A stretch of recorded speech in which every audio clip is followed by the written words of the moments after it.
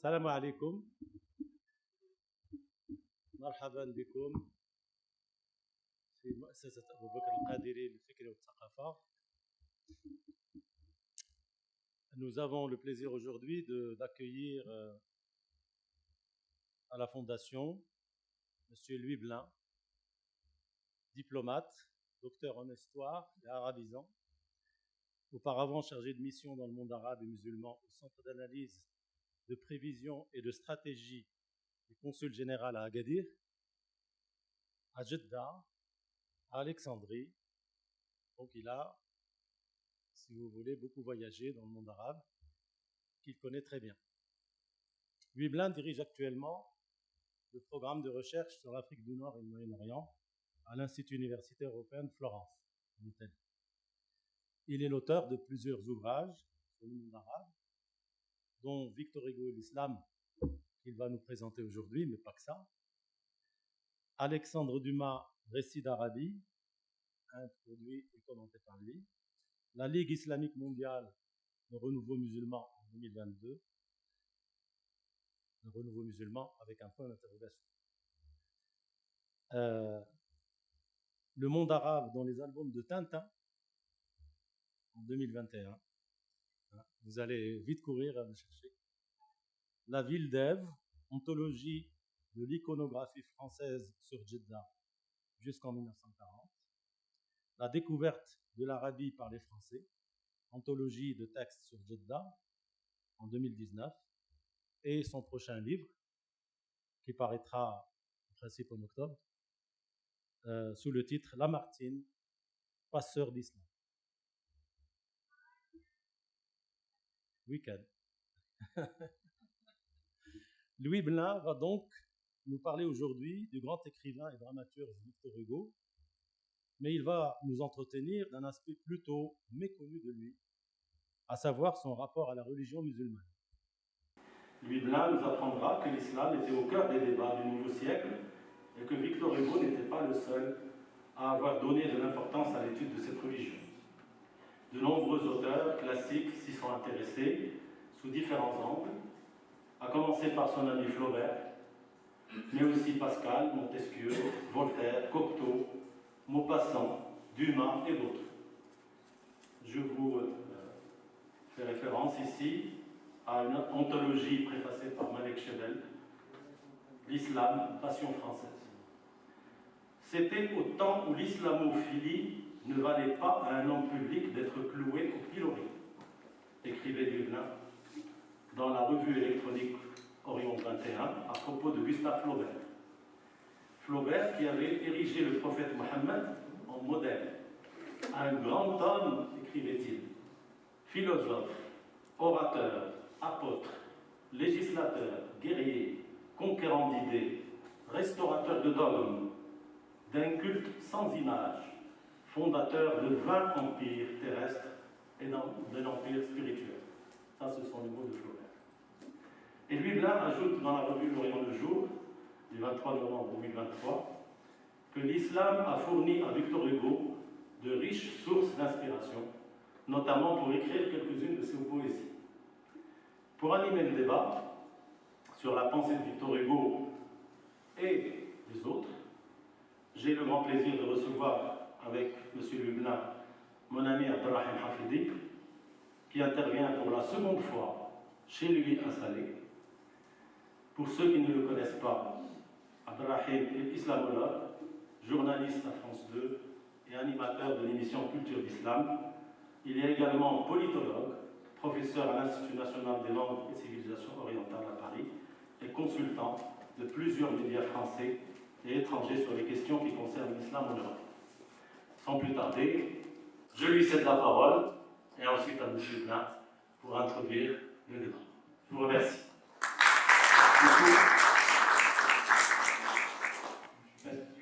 Très bien, je me permets, avant de me lever, tout simplement parce que je me lève d'abord pour cette ville où je suis, une ville que j'aime tant. J'ai grandi à 300 mètres d'ici. Et donc, à chaque fois que je reviens ici, à chaque fois que Abel, la grande tribu des Pradéri m'invite, eh bien, c'est toujours un plaisir de revenir ici et de voir pas mal de visages que je connais. connu, et puis le faire ici à Salem, c'est vrai, ça prend une autre donnée. Ce n'est pas du tout la même chose à New York il y a 3 semaines, ce n'est pas pareil, j'étais dire à Casablanca, c'est à Salem, mon cher Louis, qu'on te reçoit. Et c'est une ville qui a plusieurs vies.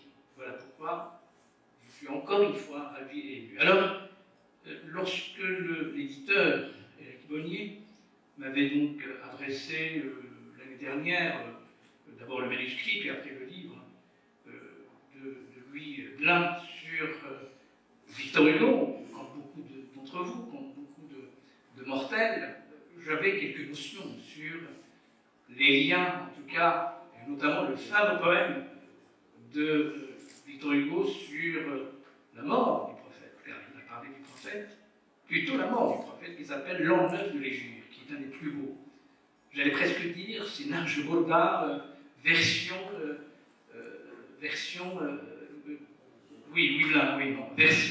Victor Hugo.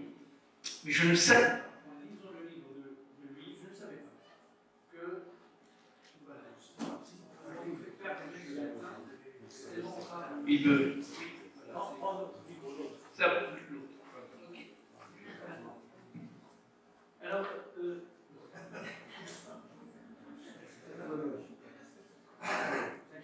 non, si, ne vous inquiétez pas, on est dans les conditions du direct, donc tout était possible.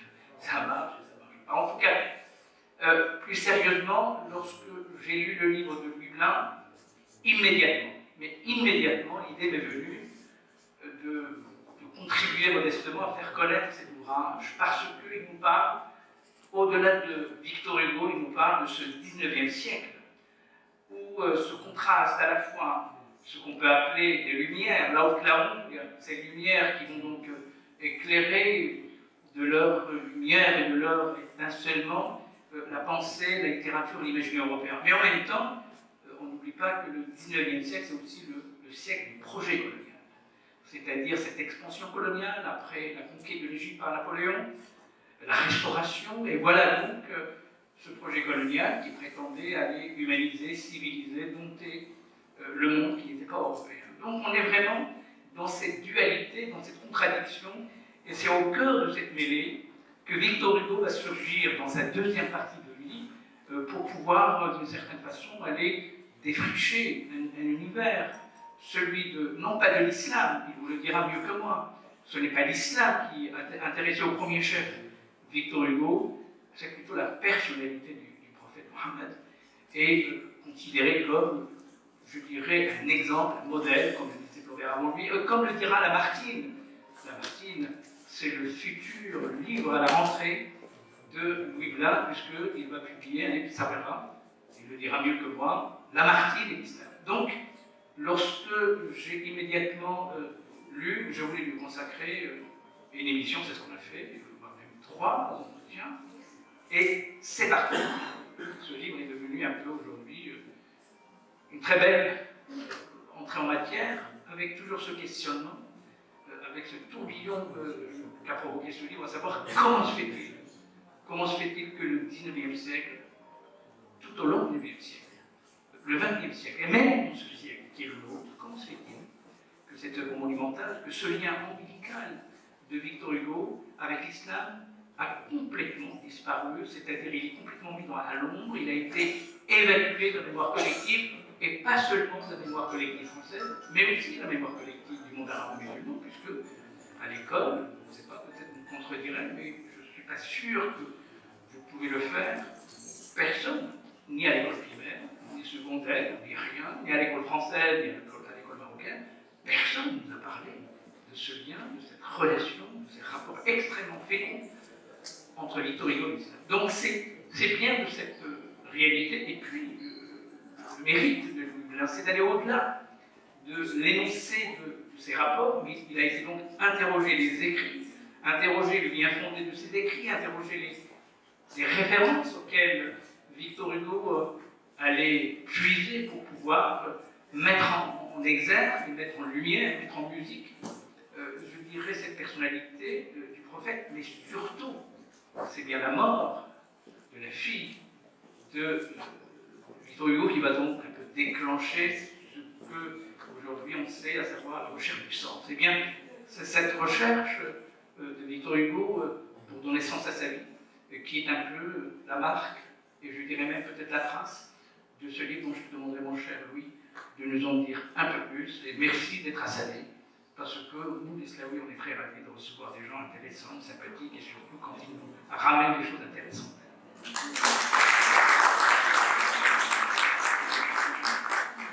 Merci beaucoup, très cher Abdou, d'avoir organisé cette conférence et de cette fidélité, non pas à ma pensée, mais à celle de Victor Hugo, puisque je ne suis qu'un transmetteur ici. Je me suis contenté de lire Victor Hugo d'une façon dont les gens ont jusqu'à présent essayé de trouver. Vous savez, c'est un homme océan, selon son surnom, si bien que les sources de Victor Hugo sont aussi variées que celles de nos océans, et il est étonnant qu'on puisse trouver, et qui cherche trouve quand on est chercheur. C'est le principe. Alors j'aimerais avant tout remercier la Fondation Waclav Fred de m'inviter ici à Salé, de me donner l'occasion donc de présenter ce livre. Et j'aimerais, et notamment donc Nasser qui s'est démené jusqu'à présent pour essayer de rendre cette conférence le plus agréable possible à vous tous auditeurs, dont je vous remercie de l'intérêt porté à ce livre. J'aimerais dédier cette conférence à la mémoire de Wolfgang, d'après ce que je sais de lui, même si c'est très peu. Je suis sûr qu'il aurait beaucoup apprécié la pensée de Victor Hugo et l'islam, non pas parce qu'on parle souvent de double culture français et arabe, et beaucoup de Marocains sont riches de ces deux cultures, mais pour moi, elles ne font qu'une. Il y a une seule culture, c'est la culture franco-arabe, et c'est Victor Hugo le premier à l'avoir illustré. Donc, si j'ai écrit ce livre, c'est un petit peu par hasard, comme Nasser le signalait tout à l'heure. J'ai été en poste à Jeddah, et après ce poste, j'ai commencé à écrire une anthologie de la littérature française sur cette ville, qui apparemment n'a rien à voir avec notre culture. Jeddah, c'est très loin pour un Français, mais pas du tout, puisque donc, Victor Hugo a campé l'un des principaux poèmes de son plus grand recueil, La légende des siècles, dans la ville de Jeddah. Donc j'ai essayé de comprendre pourquoi, et petit à petit je me suis pris au jeu, et j'ai vu que non seulement Jeddah, mais ensuite l'islam, son prophète et le Coran revenaient de façon récurrente dans toute la poésie de Victor Hugo. Alors de quel islam est-ce que je parle ici? C'est de la religion musulmane, puisque vous savez que malheureusement en français, nous n'avons qu'un seul mot pour désigner à la fois la religion et la civilisation. Alors on a pris l'habitude d'écrire avec un I minuscule la religion et un I majuscule la civilisation. Il y a la même différence entre les deux qu'entre christianisme et chrétienté. Mais il n'y a qu'un seul mot, donc encore une fois en français, moi ici je parle de religion. C'est important parce que Victor Hugo, bien sûr, fait partie du courant romantique. Il a écrit toutes ses grandes poésies à la fin du romantisme, au milieu du XIXe siècle. Les romantiques étaient très intéressés, attirés par le roman, mais aucun d'entre eux, très peu, avait compris que la colonne vertébrale de l'Orient, c'était l'islam. C'est pas une évidence, et pourtant ils étaient passés à côté. Par contre, lui, Victor Hugo, a compris cela grâce, à mon avis, à l'influence de son ami Lamartine, qui était le passeur d'islam, raison pour laquelle j'ai choisi ce titre pour mon prochain livre sur Lamartine. Il a écrit donc une biographie du prophète, et un autre ami, puisqu'ils étaient un trio de choc à l'époque, qui était Alexandre Dumas, qui lui aussi a écrit une biographie du prophète, ce qui est complètement oublié. Et donc, ces trois amis avaient un respect pour l'islam, excusez du peu, puisqu'il y en a 2 sur 3 qui sont au Panthéon, et le troisième était ministre des Affaires étrangères et candidat aux élections présidentielles. Donc cela prouve que l'islamophilie au XIXe siècle n'était pas un vrai mot. Donc je vais essayer de commencer la conférence avec le PowerPoint, donc je descends là.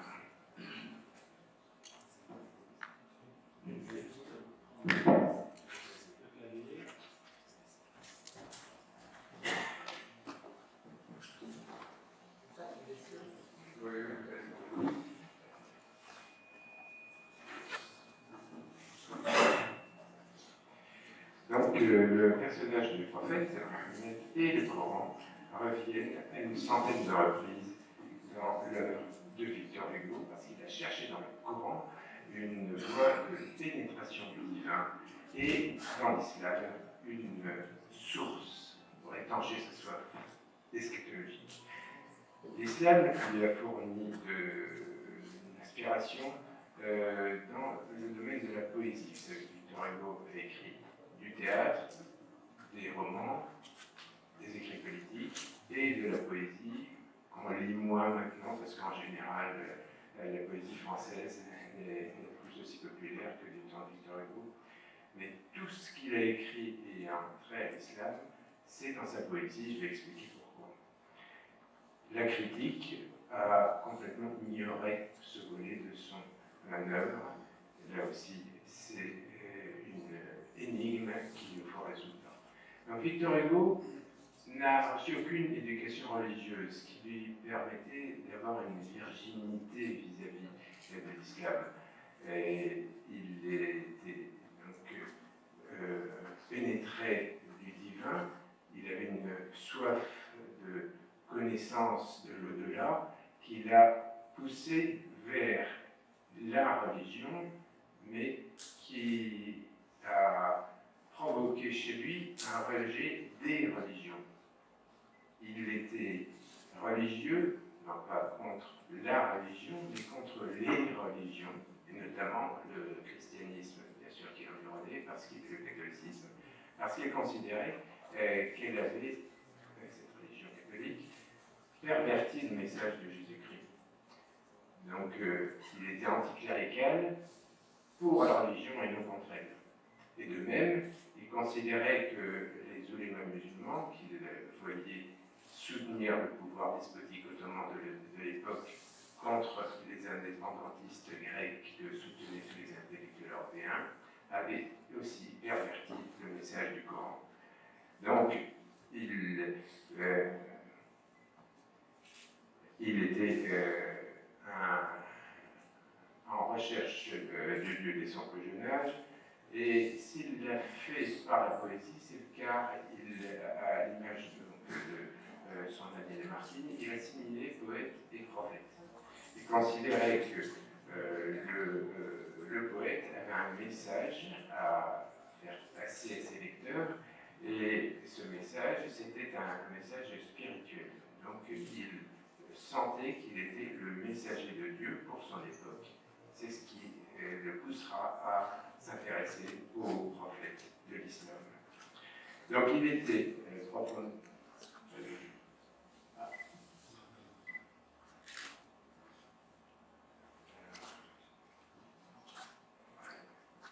Là j'ai un appel au secours.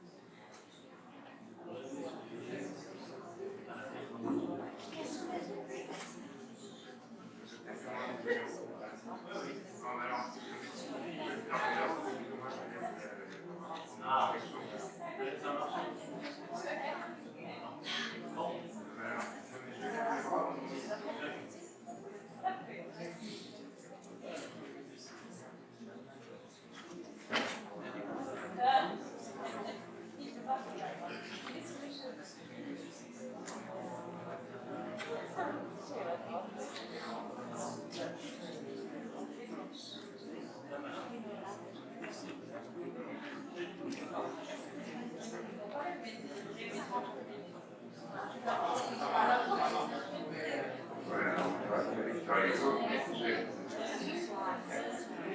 oui,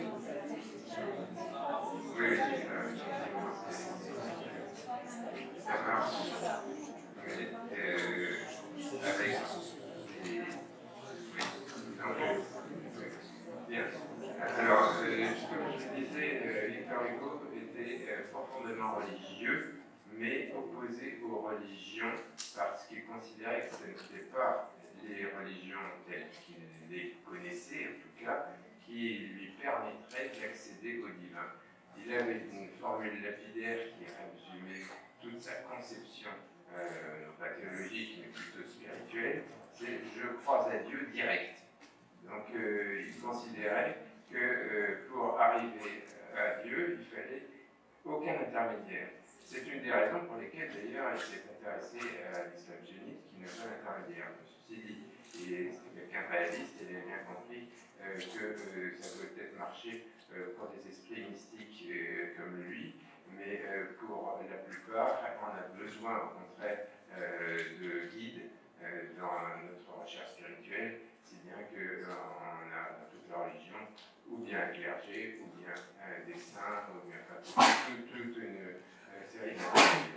Donc, ce qui est important de comprendre, c'est qu'il n'était pas, il était certainement anticlérical, et c'est ce que nous avons retenu au XXe siècle de Victor Hugo, mais ce n'était pas un anticléricalisme anti-religieux. Au contraire, c'était un anticléricalisme pour la religion. On a du mal à suivre dans la France d'aujourd'hui un esprit comme ça. On a complètement déraillé dans l'autre sens. Les orientales, donc, c'est le premier grand recueil de Victor Hugo, bien connu il y a 27 ans. Il ne connaissait absolument rien à l'Orient et pourtant il écrit les orientales. C'était à l'époque une mode. On devenait orientaliste malgré soi. Il n'avait aucune intention de mettre même les pieds en Orient, contrairement à Lamartine et à Alexandre Dumas, qui eux ont fait le voyage. Non, lui, il avait un intérêt purement intellectuel et il n'a jamais connu, à ce que j'ai compris, aucun musulman de toute sa vie, ce qui a eu des conséquences fâcheuses, nous verrons. En tout cas, donc, il n'avait aucun intérêt pour la culture des pays dont il traitait dans ce recueil politique, et du coup, au lieu de chercher la découverte de l'autre, il cherchait simplement une inspiration littéraire. C'est donc une œuvre littéraire, bien sûr, mais aussi un pamphlet politique anti-ottoman, puisque à l'époque de l'écriture de ce recueil, on était en pleine guerre d'indépendance grecque. L'opinion publique européenne, et notamment française à l'époque, traduisait cette guerre d'indépendance comme un nouvel épisode du conflit fantasmé entre la croix et le croissant. Donc Hugo, à l'époque, emprunte la même voie et produit un recueil islamophobe. Mais il ne faut pas se fourvoyer sur la... oui, il faudra que je regarde, parce que sinon... ça ne marche pas. Suivante. Donc, il ne faut pas se fourvoyer sur la nature de cette islamophobie, puisque à l'époque, on a théorisé, notamment Ernest Renan dans sa fameuse leçon inaugurale au Collège de France de 1863, a théorisé l'islamophobie, et jusqu'à présent, c'est sur cette voie que beaucoup de Français se sont égarés, en considérant que les musulmans étaient victimes de l'islam. Pour Victor Hugo, c'est le contraire. C'est l'islam qui est victime des musulmans, et notamment donc, des musulmans despotes ottomans qui massacrent les Grecs à l'époque. Donc c'est une islamophobie, certes, mais elle est liée à une conjoncture historique. Elle n'est pas culturaliste, elle est contingente, elle n'est pas absolue.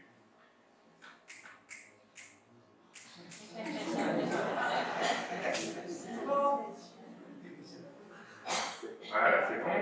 Alors j'arrive au poème peut-être le plus connu de ce recueil, s'appelle les djinns.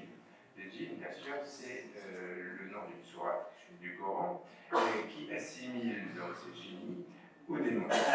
Hugo en fait lui aussi donc une allégorie du mal, en les diabolisant, mais si l'on lit bien ce poème, malheureusement, mes enseignants à l'école ne l'ont jamais lu comme ça, et je crois que les vôtres non plus.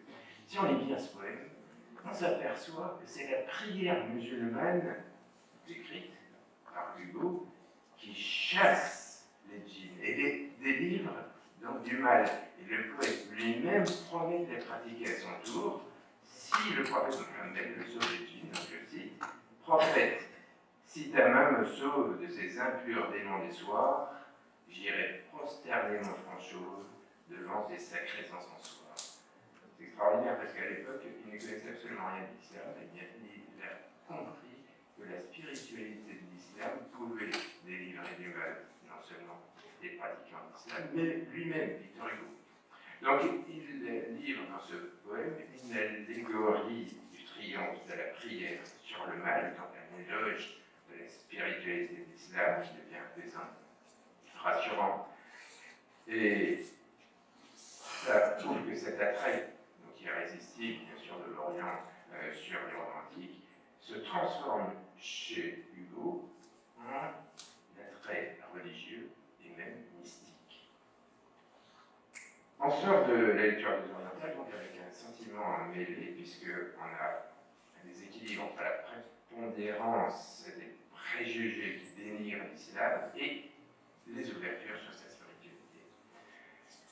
Le poète ici combine la répulsion et l'attirance pour l'Orient, qui est un grand classique, une constante de la culture française, où l'Orient a pour double fonction, c'est d'attirer et de repousser pour se définir soi-même. Puisque bien sûr, les Français comme les autres Européens se sont intéressés à l'Orient pour se trouver eux-mêmes. Vous allez voir là-bas si j'y suis. Voilà. Donc, Hugo n'a pas hérité de la tradition islamophobe du Moyen-Âge français, et son hostilité, encore une fois, était non pas essentialiste, mais politique. Le tournant dans sa vie, pour tout, y compris pour l'islam, c'est la noyade tragique de sa fille Léopoldine, en 1843. Et il essaie de comprendre comment Dieu, qui est amour, peut permettre une chose aussi tragique. Il essaie de trouver la réponse dans la Bible. C'est sa culture, ça ne marche pas. Pourquoi ne pas ouvrir le Coran, qui vient d'être traduit à l'époque par Casimir Sy, alors que les autres traductions qui précèdent étaient biaisées, en dénigrant bien sûr la religion. Donc il se plonge pour la première fois dans le Coran et il est impressionné. Je le cite. Entre tous, les grands livres sont irrésistibles. On ne peut pas se laisser faire par eux. On peut lire le Coran sans devenir musulman, on peut lire les Védas sans devenir fakir, mais on ne peut point ne pas les admirer. Donc il découvre dans le Coran un univers répondant au sien. À ses yeux, l'association de pouvoir a asséché le catholicisme en Europe, tandis que l'islam a transcendé la spiritualité orientale en un poème de l'un. Il a réconcilié le rêve et la raison pour les romantiques, comme les trois que j'ai cités. La religion musulmane, c'est la religion philosophique par excellence, en référence bien sûr à la philosophie des Lumières. Donc Hugo trouve dans l'islam une conception du monde selon laquelle l'homme est environné de Dieu de toutes parts, puisque tout ce qui vit a une âme qui le frappe, parce qu'il la partage. Il se met alors à composer de la poésie coranique, c'est-à-dire qu'il a bien sûr trouvé cette traduction du Coran, puisqu'il n'était pas arabisant, il a donc comme tous les Français, et c'est comprendre le Coran en français. Vous savez que la traduction du Coran est toujours difficile d'accès pour un Français. Alors ce qu'il a fait, qui montre à quel point il avait une compréhension non pas intellectuelle, rationnelle, mais plutôt spirituelle, immédiate de l'essence du texte, c'est qu'il a essayé de versifier selon les canons de la poésie française la traduction de Kazimierski, donc il a donné pour plusieurs sourates des exemples qui, lorsque un musulman les lit, a vraiment l'impression de trouver un écho à l'essence du Coran, même si donc, il a transformé la forme pour garder le fond. Donc je vous lis la versification de la sourate El-Zilzal par Hugo, un extrait. La terre tremblera d'un profond tremblement, et les hommes diront: qu'a-t-elle en ce moment, sortant de l'ombre en foule, ainsi que des couleuvres pâles, les morts viendront pour regarder leurs œuvres. Toujours en 1846, cette même année où il a lu le Coran, il compose un poème qui s'appelle Coran, tout simplement, mais qui n'a jamais été publié de son vivant, et dont je vais vous dire un extrait. Le juste qui, pensif, se prosterne souvent, porte un signe sacré que jamais rien n'altère. Son front brille à l'endroit dont il touche la terre. Vous voyez, que ce soit dans le sens du vocabulaire, la recherche du style, Hugo s'est si bien imprégné du Coran qu'il est parvenu à en épouser la teneur, et en donner le message, mais transcrit pour le public européen qui était le sien, qui évidemment ne connaissait rien de l'islam.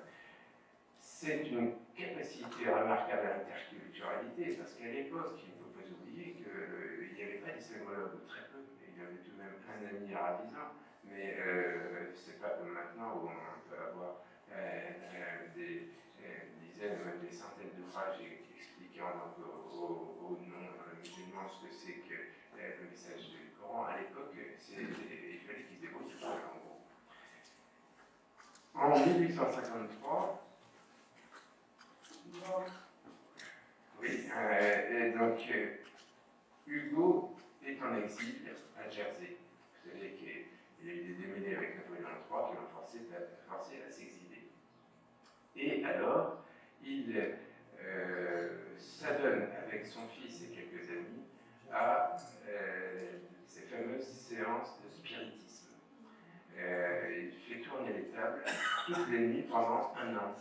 Et il parle avec 110 esprits, dont il retranscrit les dialogues.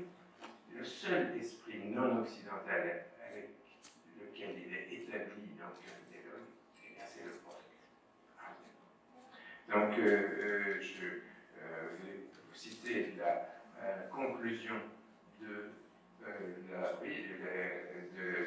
dialogue. Donc, c'est Hugo rapporte les propos du prophète.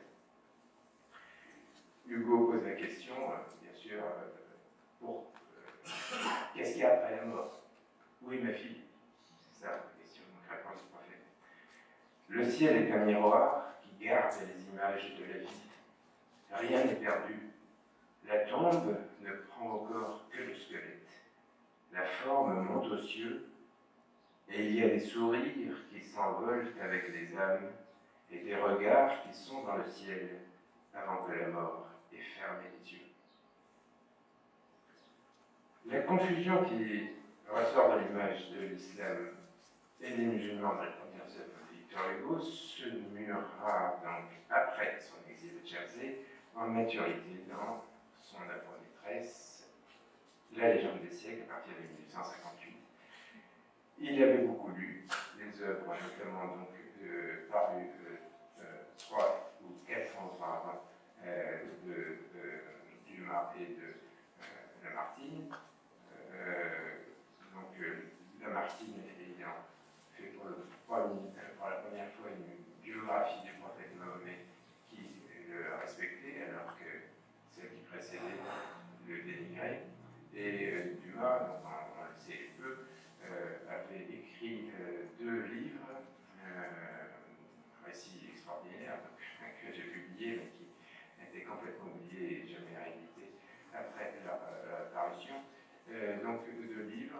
avec un renégat français, un renégat, c'est-à-dire c'est un chrétien qui se convertit à l'islam, qui était loyal des Français, donc passé à l'ennemi, entre guillemets, qui s'appelait Louis Ducouret, donc tout à fait un français gaulois, comme on dirait maintenant, mais qui signait ses livres de son nom d'islam après sa conversion à Jeddah toujours, El Hajj Abdelhamid Bey.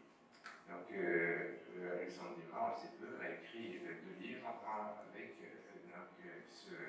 ce musulman, ce qui montrait à quel point lui aussi a respecté donc l'islam. Donc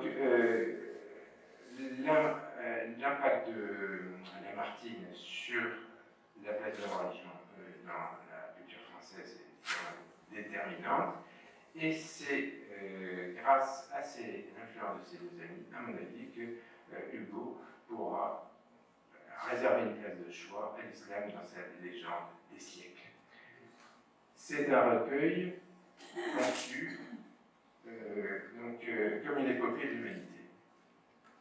Le rôle qui joue l'islam reste méconnu. Et Gauthier, ami de Hugo aussi, le caractérisé comme suit. La légende des siècles est une vue à travers les ténèbres sur l'homme, le sujet de l'homme, plutôt l'humanité. Et pour moins de renommée, Hugo s'imprègne du Coran à ce point qu'on le prendrait pour un fils de l'islam, pour Abou Bakr ou pour Ali. Donc l'objectif d'Hugo, c'est de replacer l'islam dans la nature humaine. Il explique d'ailleurs dans sa première préface qu'il a conçu son recueil, comme je cite, une espèce d'hymne religieux à 1000 strophes, ayant dans ses entrailles une foi profonde et sur son sommet une haute prière, le drame de la création, éclairé par le visage du Créateur.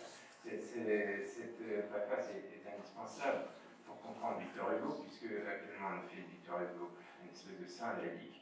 Comme vous le voyez, comme vous venez de l'entendre, en fait, la seule chose qui intéressait Victor Hugo depuis qu'il était jeune, c'était Dieu. Et comment accéder à Dieu. Le premier poème de cette légende des siècles, c'est L'an 9 de l'Égypte.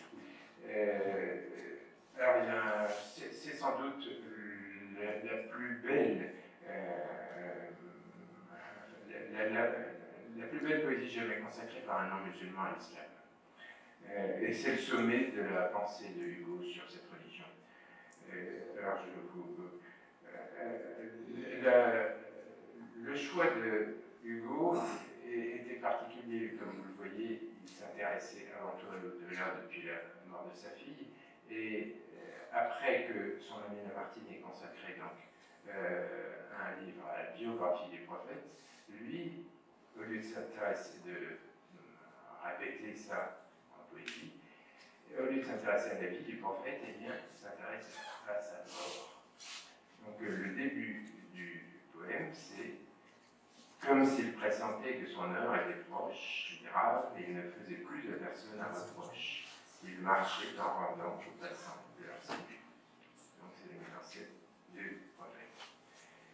Et Hugo s'intéresse ensuite aux qualités morales du prophète, qui est comparé ici à Jésus, avec ses 2 noms, musulman d'Arissa et chrétien, je cite. C'est donc le prophète qui parle. Si j'ai de là de vous mal parler, qu'il se lève au peuple et devant tous, qu'il m'insulte et m'outrage avant que je m'échappe. Si j'ai frappé quelqu'un, que celui-là me frappe.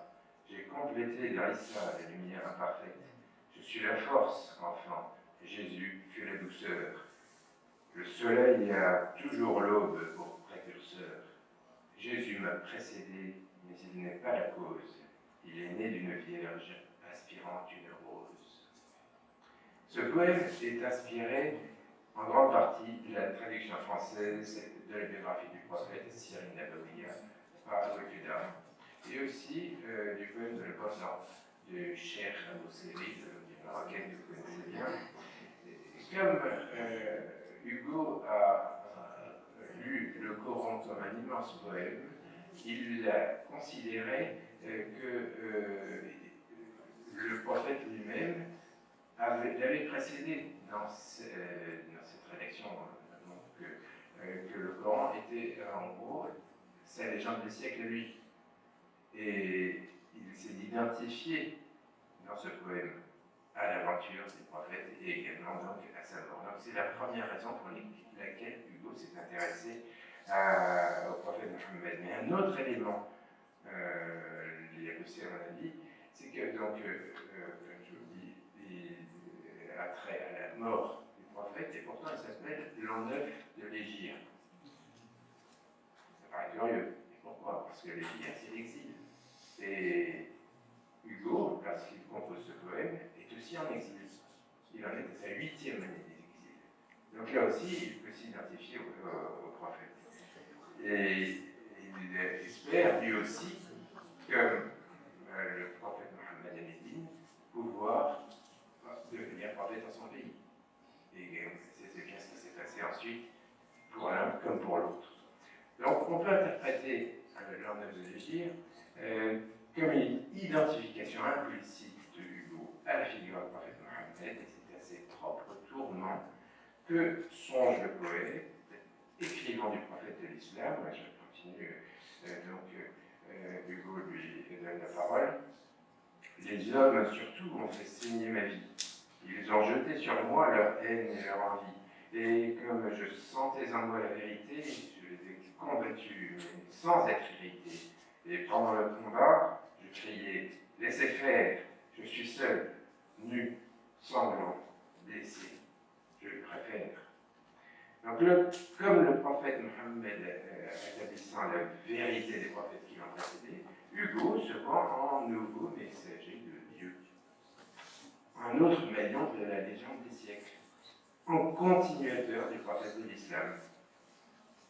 Ce qui l'intéresse en fait chez ce prophète, c'est lui-même, non pas orgueil, mais car il se sent lui aussi possédé par Dieu et pense avoir une mission prophétique pour son époque, comme le prophète l'avait pour la sienne.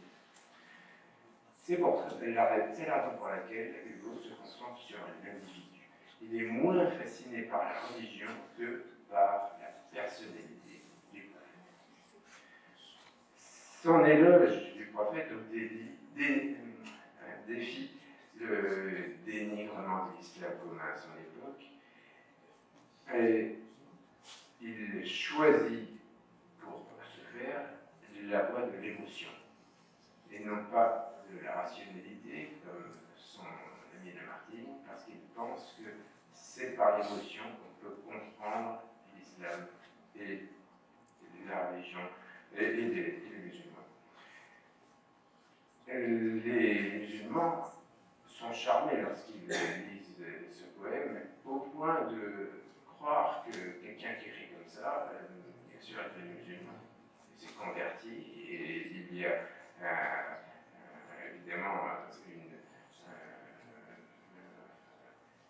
un étonnement de voir le contraste entre la caricature que la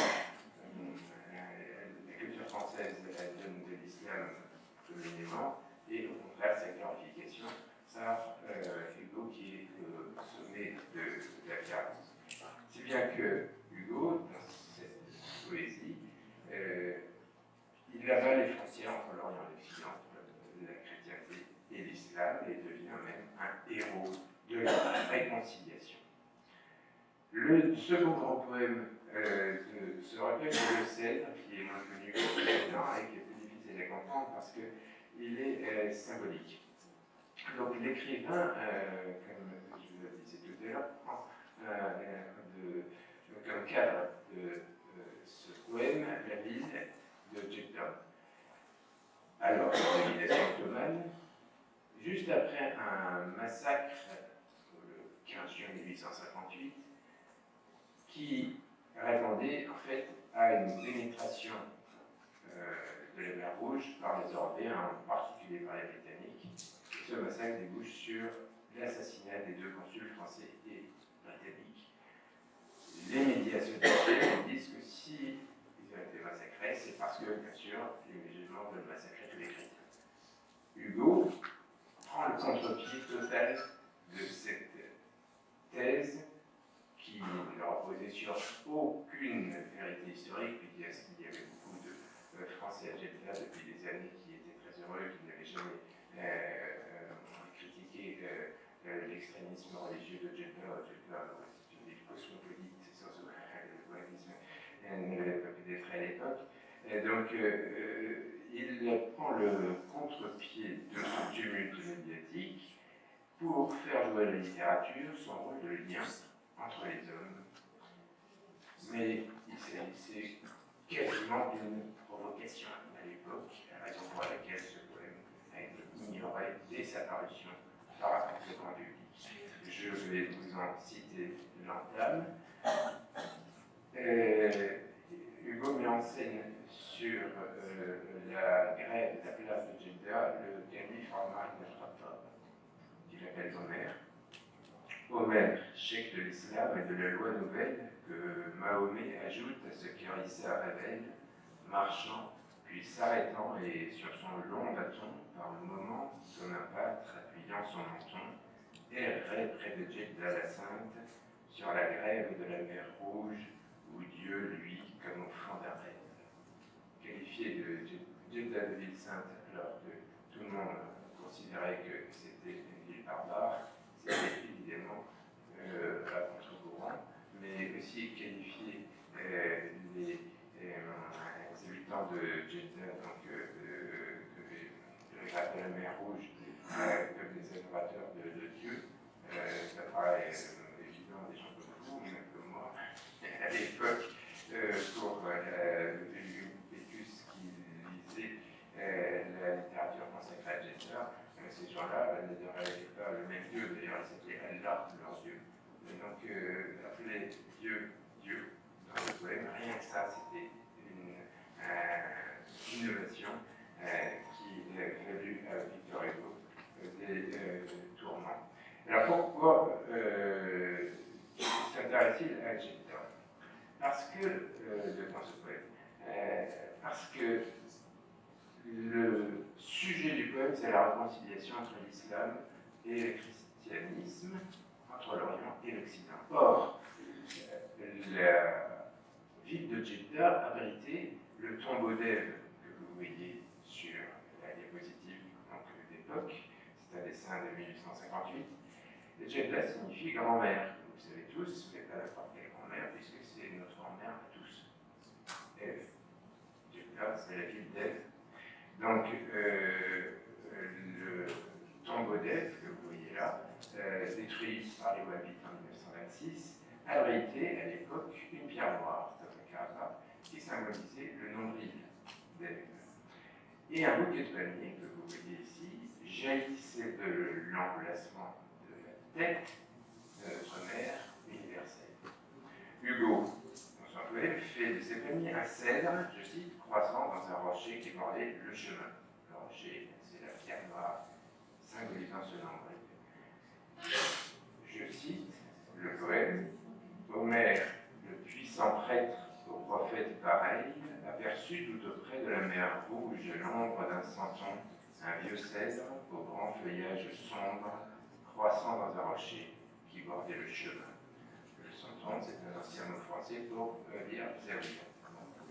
Zawiya a été utilisé par la plupart des pèlerins qui sont allés à l'époque. Donc, la pierre noire et sous la coupole. C'est aussi une pierre de vie, bien sûr, parce que c'est le nom de l'idée. Ce qui est extraordinaire dans ce mythe, évidemment, donc la pierre noire symbolisant le nombril et donc la fertilité, c'est que, par définition, Ève est la seule femme à n'avoir pas eu de nombril. Vous me suivez? Bien, donc ça symbolise donc la Renaissance à travers les siècles. Mais pourquoi le poète a-t-il substitué un cèdre au palier que vous venez de voir?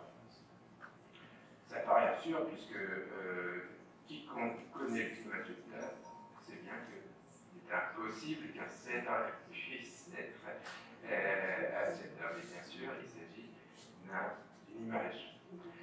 Laquelle? Bien, le Coran fait du cèdre, en français du gibier, un arbre de paradis qui marque les limites, au-delà de laquelle ni les anges ni aucun autre être ne peut s'aventurer dans la fameuse sourate sur l'Isra et le Mirage, c'est le Cédrat al-Muntaha. Comme vous voyez ici, une enluminure afghane avec donc le chevauché du prophète sur la jument volante depuis la Mecque jusqu'à Jérusalem et ensuite au Cédrat al-Muntaha. Chevauché symbolisant bien sûr la source monothéiste de l'islam et donc sa compatibilité avec les deux grands monothéismes qui le précédaient. C'est tout à fait le sujet de ce poème. Donc ce voyage nocturne a séduit Hugo au point de refaire pour lui un voyage nocturne en se comparant au cèdre du poème. Le cèdre dont il parle, c'est le cèdre oraïque, un mimétisme phonétique. Et donc, comme il se met en scène, le voyage ésotérique de, donc, bien sûr, imaginez, de Hugo, eh bien, c'est sa propre Isra au Mirage. En fait, dans le poème précédent, Hugo s'était identifié au prophète dans cette année passée. Ici, il s'agit d'une identification mystique, car Hugo était un mystique. Il y a un contraste donc entre la stigmatisation de l'islam au moment où il écrit Hugo et ce poème qui montre bien à quel point, d'une part, il est original et d'autre part, il conciliait oraison littéraire et combat politique.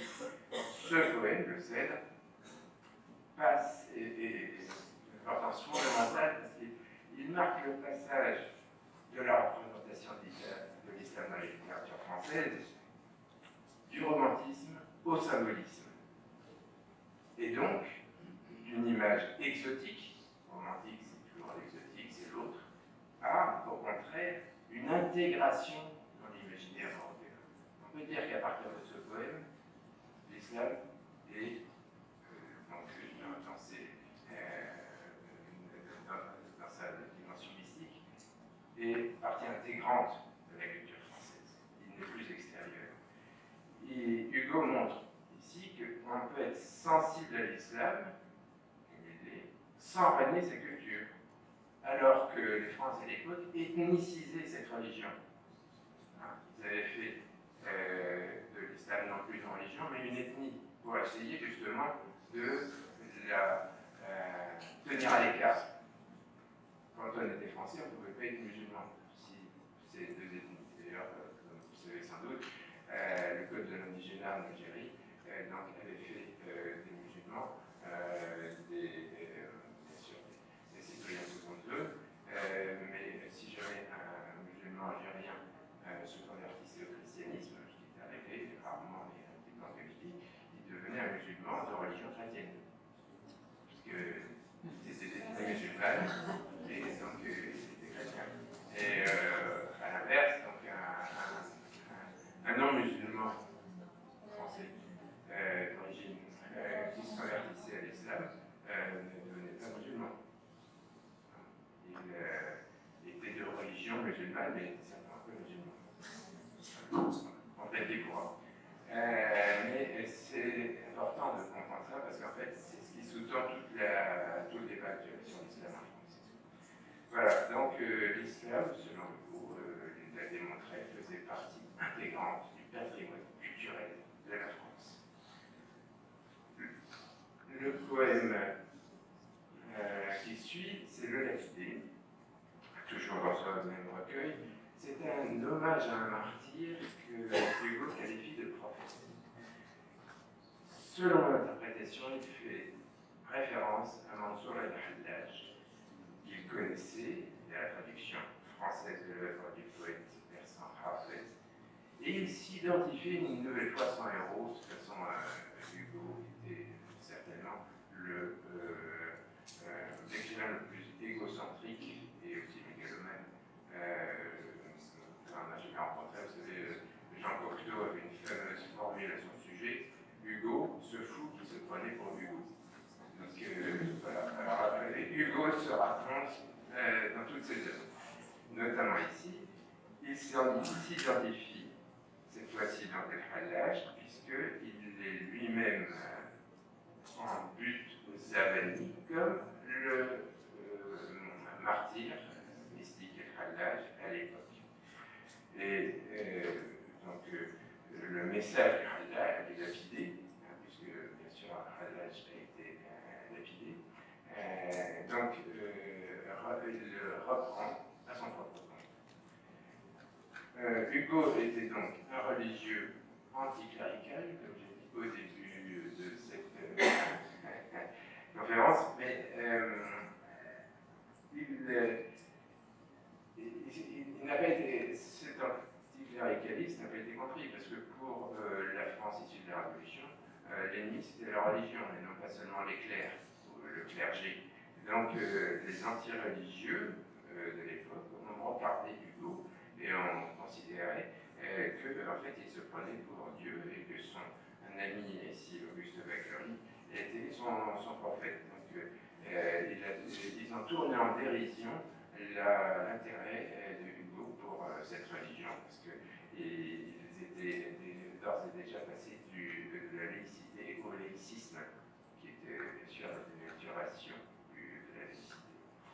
Donc les analyses de la philosophie de Hugo sont concentrées sur ses volets politiques et sociaux, ce qui reflète donc notre interprétation du sécularisme, au détriment de son aspect métaphysique, dont il lui accordait la priorité.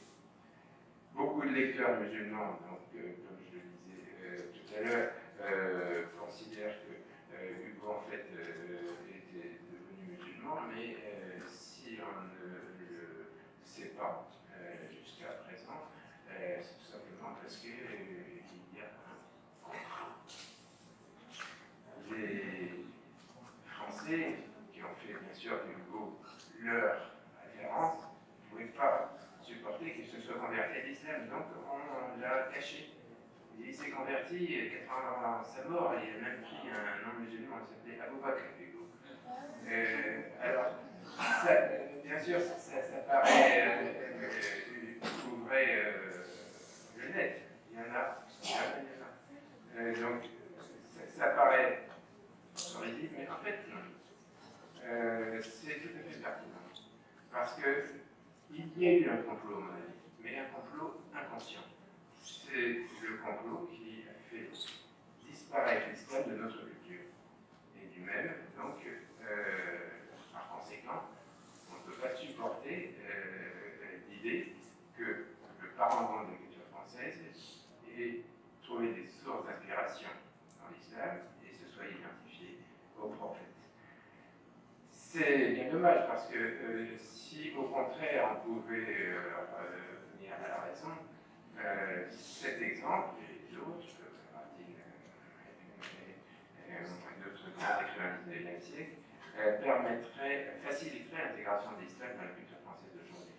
Parce que, bien sûr, les musulmans, enfin les Français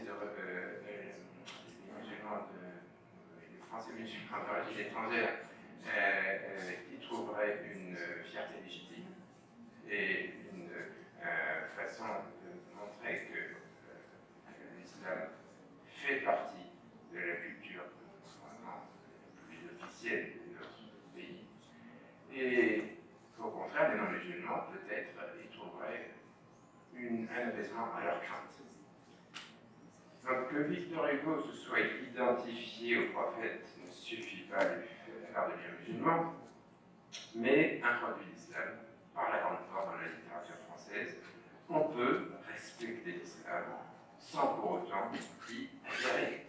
Donc je dénombrerai dans son œuvre 7 poèmes consacrés à l'islam et 10 autres qu'il aborde de manière incidente, ce qui prouve que tout simplement l'islam à l'époque faisait partie de la culture culture européenne.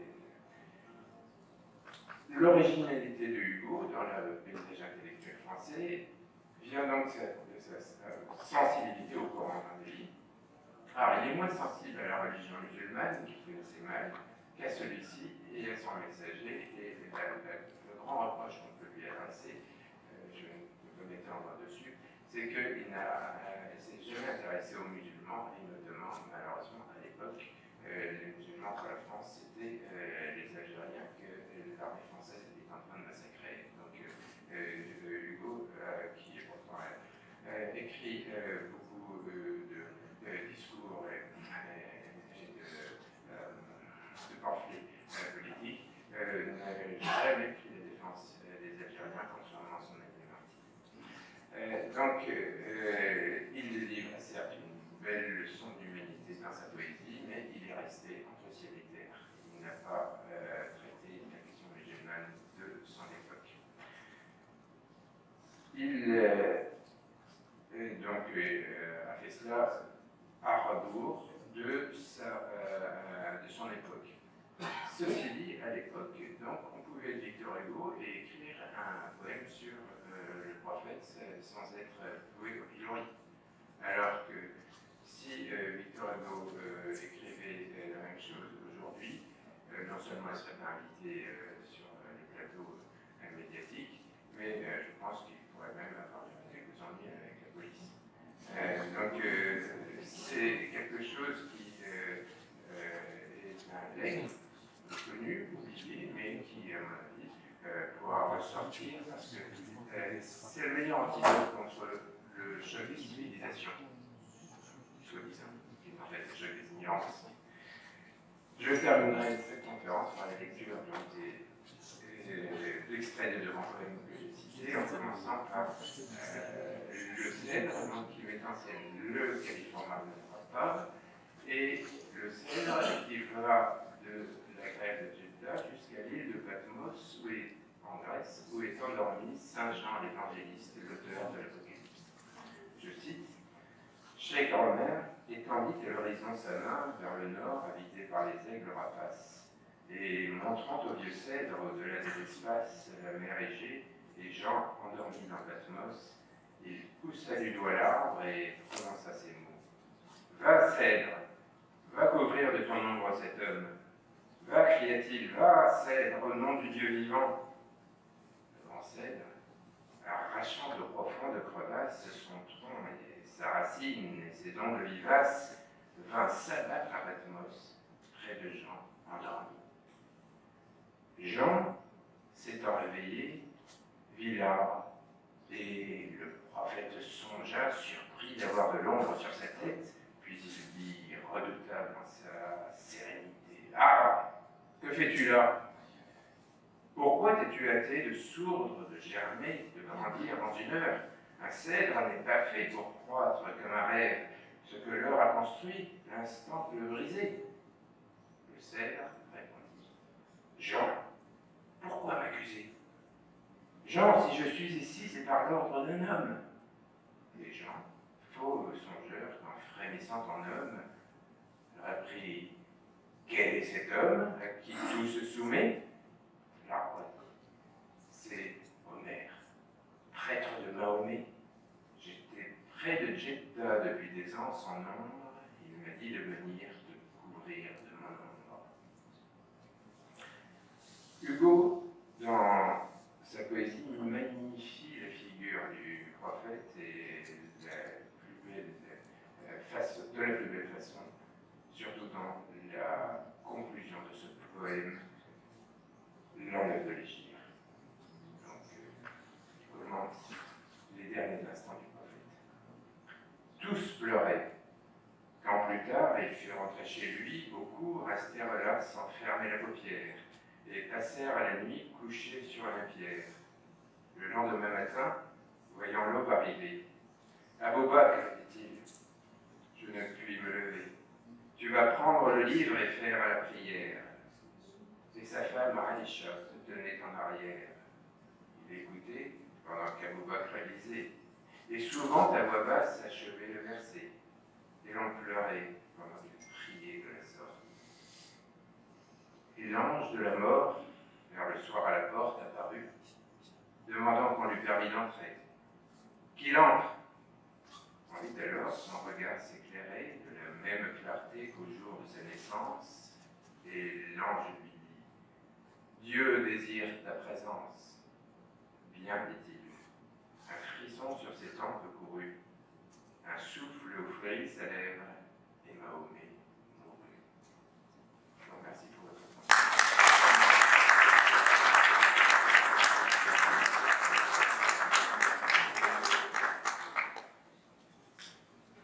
Merci Louis.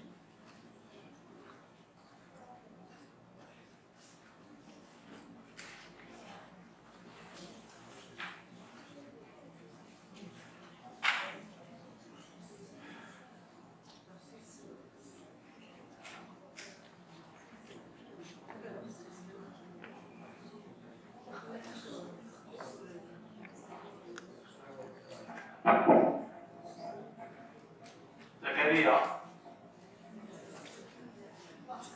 Technicien.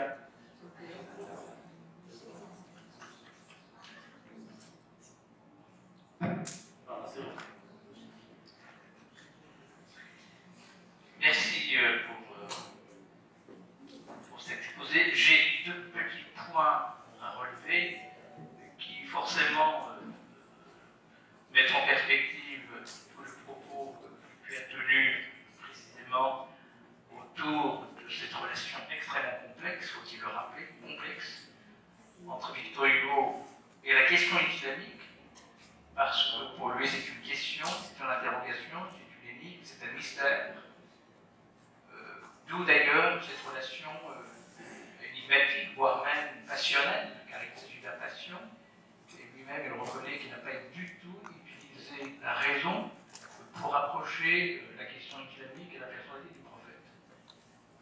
Alors il y a deux paradigmes que soulève cette relation passionnelle, une relation unique de son genre dans l'histoire de la littérature de ce XIXe siècle. Alors d'abord, nous sommes dans un siècle tourmenté. Hugo ne peut être compris dans ses rapports à cet Orient compliqué. Rappelons-nous de cette phrase du général de Gaulle quand il disait « Nous autres Français sommes allés vers un Orient compliqué avec des idées simples ». Et je crois que nous continuons, depuis bien avant Victor Hugo, à aller aborder l'Orient. Cet Orient dont Édouard Saïd disait que c'est une invention de l'Occident. Ce fameux ouvrage de 1979-80 d'Édouard Saïd, l'Orient créé par l'Occident, je crois qu'on est au cœur de cet Orient. Et peut-être même, si je puis me permettre, l'Orient de Victor Hugo, qui n'a jamais connu, contrairement à Lamartine, c'est un Orient inventé. C'est un Orient imaginé, mais c'est un Orient, j'allais presque dire, sincèrement inventé. Parce qu'on peut inventer, je dirais, à charge et à décharge. Cet Occident, cette Europe, on est en Europe, et pas seulement l'Europe, on est en France.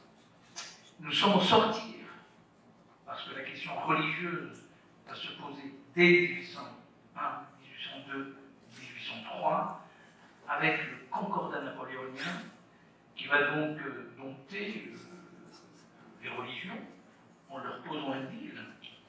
Reconnaissez mon pouvoir, reconnaissons ma légitimité, et donc je prends en charge tous vos besoins.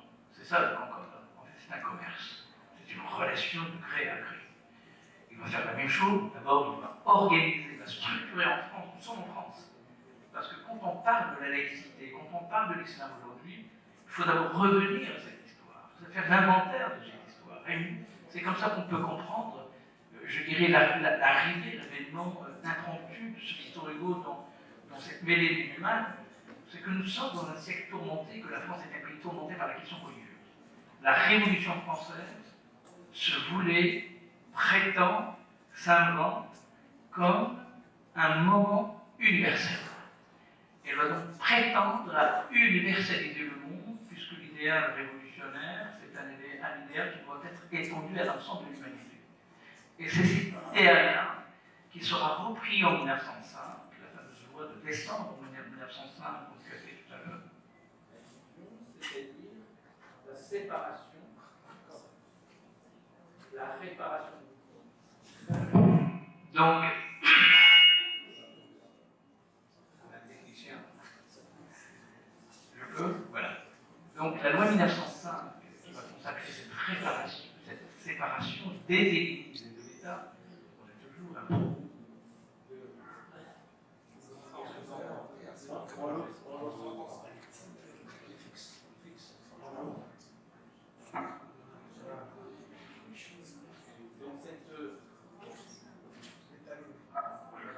je pense que la technologie a salé.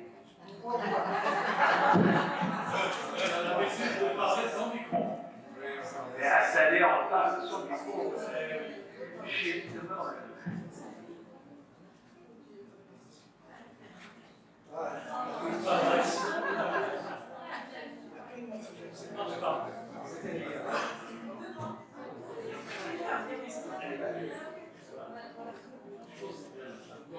Donc, alors, il va falloir investir dans la technologie. Vous entendez?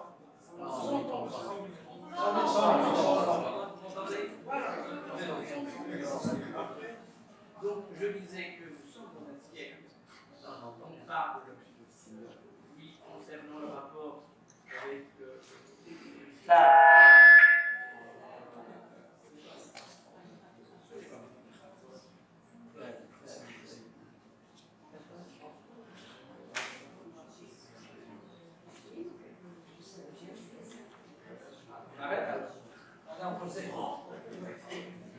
Bon, ça va se passer. Alors, je reprends très rapidement. Nous sommes dans ce siècle de Victor Hugo. Victor Hugo est d'abord l'incarnation de tout ce que la France concentre comme génie littéraire, comme bouleversement politique, ça a été dit. Il a donc choisi de partir et sa souffrance, c'est à savoir, semble-t-il, incité à enterrement de la vie.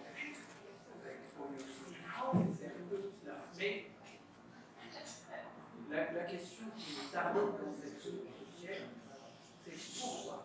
Et c'est vraiment la question centrale. C'est la question de toutes les questions. Non, mais il va falloir quand même que Dieu puisse nous venir en aide. L'humain n'arrive plus. N'arrive plus.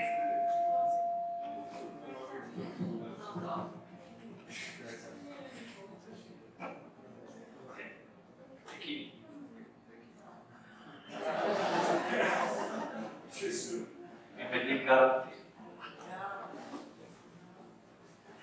Bon, on va essayer de nous garantir justement de ne pas. Cette question qui taraude, qui se pose, et que Louis se la pose indirectement, même si il a déjà une réponse, c'est mais pourquoi ce siècle qui était le siècle de l'expansion, le siècle de la sécularisation, le siècle où la France veut s'imposer comme l'acteur universel contre tous les autres. Napoléon, par exemple, croyait tellement en lui qu'il a fait la guerre à tout le monde. Il va perdre Waterloo, il va gagner Austerlitz, il va traverser quasiment toute l'Europe pour aller battre les Russes. Finalement, il va finir par être lui-même détrôné, exilé à Sainte-Hélène. Il mourra justement en 1821, me semble-t-il. Et donc, c'est un peu aussi, c'est aussi la France. Alors, la question est, est-ce que finalement, cette éclipse de ce qu'a été Victor Hugo et la question de l'islam, son éclipse de l'histoire, son éclipse de l'imaginaire français, est-ce que finalement, ce n'est pas la contradiction existentielle que pose Victor Hugo à l'Europe et à la France, qui est, la France se veut universelle, la France veut l'humanité, la France veut universaliser le modèle français, et donc on va vers l'autre, l'Orient, pour le domestiquer, pour le civiliser. Et comment on a donc grand facile, comment on va en mettre en musique, cette idée de ce qu'on appelle la volonté de puissance, que Nietzsche appelle la volonté de puissance, comment va-t-on la mettre en musique avec l'autre réalité, c'est que nous avons ici un Victor Hugo qui va parler de qui? Qui va parler d'une civilisation que la France souhaite civiliser. C'est-à-dire, en parlant du prophète, il est en train de mettre en crise justement toute la conception coloniale. Autrement dit, Victor Hugo va ruiner le projet colonial. C'est-à-dire, il va le mettre en crise, et c'est la raison pour laquelle il va y avoir cette gêne, il va y avoir cette peur de pouvoir parler de Victor Hugo, justement en tant que poète qui va approcher la question islamique, mais totalement différemment, j'allais dire presque radicalement différent. La question est, là aussi, le présent, c'est-à-dire aujourd'hui, pourquoi Victor Hugo continue à être totalement oublié, négligé dans cette belle, grande aventure avec l'islam. Et je crois que c'est une question à laquelle on ne peut pas échapper, parce que, jusqu'à aujourd'hui, en France, on ignore totalement cet aspect. Victor Hugo, dans 265 établissements scolaires en France, porte son nom. 345, 365 rues, avenues, places portent son nom. C'est le poète qui va donc, en 1883, lorsqu'il mourra, eh bien, il sera donc accompagné par une foule de 3 millions de Français qui vont l'accompagner de la place des Vosges, de son domicile jusqu'au cimetière de Montparnasse. Cet homme qui a cette aura, cet homme qu'on retrouve aujourd'hui en France, François Mitterrand, quand il va gagner l'élection le 10 mai 1981, la première cérémonie officielle qu'il va organiser, c'est cette très très grande cérémonie qui va, la rue Soufflot, quand il va conduire une délégation accompagnée de toutes les grandes figures, y compris de Mendès France, mourant, et Mendès France part marcher avec lui pour aller vers le Panthéon, déposer cette fleur, afin d'honorer la mémoire de Victor Hugo. Autrement dit, cette France-là qui célèbre Victor Hugo, c'est cette France-là qui, bien sûr, ne veut pas évoquer la question islamique parce que c'est une question qui pose des problèmes. Finalement, est-ce que la question musulmane n'est pas tout simplement en France le symptôme, tout simplement, de la contradiction au cœur même de ce qu'on peut appeler le modèle français, qui, aujourd'hui, nous le savons que trop, le grand problème de la France, c'est qu'elle a d'une certaine façon évacué le sacré, et en évacuant le sacré, elle veut évacuer tout le sacré. C'est-à-dire tout ce qui relève du sacré en face d'elle lui pose problème, puisque les rituels religieux, tout rituel religieux est voué aux gémonies, et donc parler de Victor Hugo, c'est d'une certaine façon pour revenir un peu à ce qu'on peut appeler la blessure initiale, et ce que mon ami regrettable de Bois Abdel appelle le retour à la scène primitive. Et je pense que cette question de l'éclipse de Victor Hugo de la littérature et de l'imaginaire français, en réalité, elle est causée par, je dirais, cette crise du modèle français. C'est-à-dire, tant que le modèle français évacue la question religieuse comme fondamentale, parce que la laïcité française, le mot laïque n'existe pas. Montesquieu, en 1905, le mot laïque n'existe pas. La laïcité, c'est un concept politique. Ce n'est pas un concept juridique. Eh bien, la laïcité française est une laïcité de combat, c'est-à-dire c'est une laïcité non pas comme une évidence, mais c'est une laïcité comme quelque chose qu'on veut absolument imposer. Aujourd'hui, on voit bien que nous sommes dans un siècle très tourmenté. Beaucoup d'ouvrages vont sortir sur ces questions-là, et j'aurai l'occasion de vous en parler. Un de l'ouvrage qui va sortir en 2025, donc c'est l'histoire de l'islam et des musulmans en France depuis le début. Et donc c'est là cette saga qui va rejoindre. D'ailleurs, je te confie, mon cher Louis, petit secret, mais le secret dans tout le monde, c'est que en lisant ton livre, tout simplement, ça m'a donné aussi une idée de savoir, dans le livre que je prépare, je vais donc consacrer un chapitre aux écrivains français qui sont intéressés à cette question islamique, alors que j'écrivais justement l'histoire politique et profane de l'islam de France. Donc, est-ce que finalement, le projet colonial n'a pas été contrarié, et c'est une des raisons pour laquelle l'impensé français a complètement évacué cette relation absolument incroyable entre Victor Hugo et la question islamique.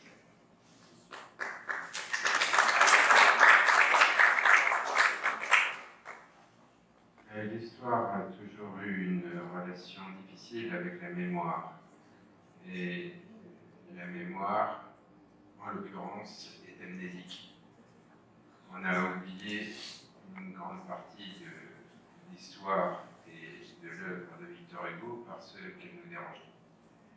Et l'important dans toute l'œuvre que j'ai essayé de vous exposer, c'est moins son contenu que ce qu'elle exprime. Victor Hugo ne s'intéressait absolument pas à l'islam, et encore moins aux musulmans, même pas à l'Orient. Alors comment ça se fait que pour sortir de ce drame personnel qui a été la noyade de sa fille, il a eu recours à l'islam? Comment ça se fait? Il ne s'est jamais expliqué sur la question. Il n'a jamais essayé de justifier, oui, ben moi je parle de l'islam pour ça, non. Pour lui, c'était naturel. Pourquoi était-ce naturel? Parce que tout simplement, l'islam faisait partie de sa culture sans qu'il s'en rende compte. Donc, on peut essayer d'oublier cela, de toute façon, ça reste. C'est dans nos gènes. Ça prouve que, tout simplement, donc, il n'y a pas de culture musulmane, chrétienne, orientale, occidentale, non, il n'y en a qu'une seule. C'est la même, avec bien sûr des différences, mais ça la forme un tout. C'est ça qui importe, c'est ce qui est le principal message donc, de Victor Hugo pour nos contemporains.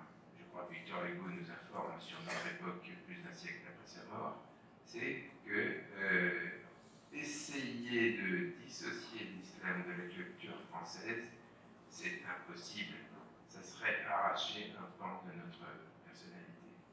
Donc à partir du moment où on aura compris ça, je pense qu'on aura fait beaucoup pour résoudre ce qu'on appelle la question musulmane en France, qui n'est pas un problème de musulmans, mais un problème de non-musulmans. Donc je pense que c'est une méthode, c'est la raison pour laquelle j'ai écrit ce livre. Bon, bien sûr, j'ai Victor Hugo, mais c'est pas pour ça que j'ai écrit ce livre. C'est pour essayer de trouver une méthode de façon à essayer de résoudre par une voie détournée une relation conflictuelle entre la France et les Arabes. Parce que vous savez bien sûr que lorsque les Français parlent d'islam, ils ne parlent pas, par exemple, des Indonésiens, alors que c'est même l'Indonésie pour les pays musulmans, ils parlent des Arabes, évidemment. Donc, leur problème musulman, entre guillemets, c'est un problème avec les Arabes. Donc, on essaye de faire appel à Victor Hugo ou aux autres auteurs du XIXe siècle, parce qu'à l'époque, on pouvait être de même plus libre, n'aimait pas les pensées uniques d'aujourd'hui. Alors, tu mentionnais à juste titre le fameux ouvrage d'Edouard Said sur l'orientalisme qui a fait date et a influencé toute une génération. Edouard Said a dit beaucoup de choses pertinentes, mais il a choisi ses têtes de Turc en Europe. Hein. Et dans son livre, il n'y a pas le mot Victor Hugo. Un peu gênant quand on parle d'orientalisme. Pourquoi? Parce que justement, ça ne marche pas. Victor Hugo. Enfin, ça ne marche pas en grande partie, parce qu'on peut prendre donc, simplement les œuvres de jeunesse de Victor Hugo en disant ah, vraiment, c'est un infâme impérialiste et islamophobe. Mais il faut laisser aux gens la possibilité et le temps d'évoluer. Je pense que pour la culture française d'aujourd'hui, c'est pareil. Maintenant, c'est dans le creux de la vague islamophobe, mais qu'ensuite, il n'y a pas raison que ça remonte, parce que sinon, on n'aurait pas de Victor Hugo dans nos gènes. Merci beaucoup. On a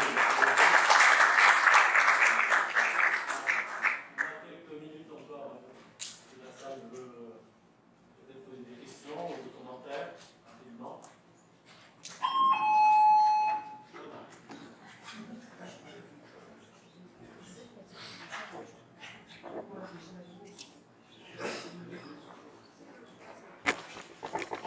Je voudrais tout d'abord vous remercier et vous féliciter pour cet exposé autour de votre ouvrage.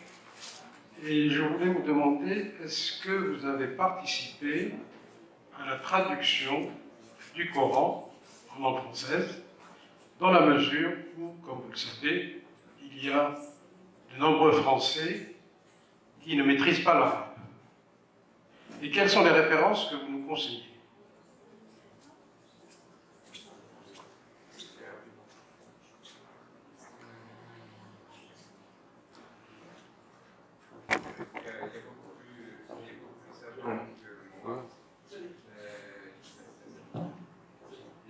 savant que moi pour traduire le Coran et de nombreuses traductions. En fait, ce sont des essais d'interprétation du Coran plutôt que des traductions. Et donc, elles sont toutes critiquées par le traducteur qui vient. Donc, je crois que c'est une chose qui importe, puisqu'on peut toujours renouveler toute traduction d'une interprétation. Donc, je pense que au-delà de la traduction du Coran, qui la partie la plus difficile à comprendre de la religion musulmane, je crois qu'il faut commencer par comprendre les musulmans. Donc, c'est tout de même la voie la plus simple pour atteindre une coexistence qui ensuite bouge sur la compréhension. Et si, quand on ne connaît rien, comprendre les musulmans via le Coran, c'est quasiment impossible.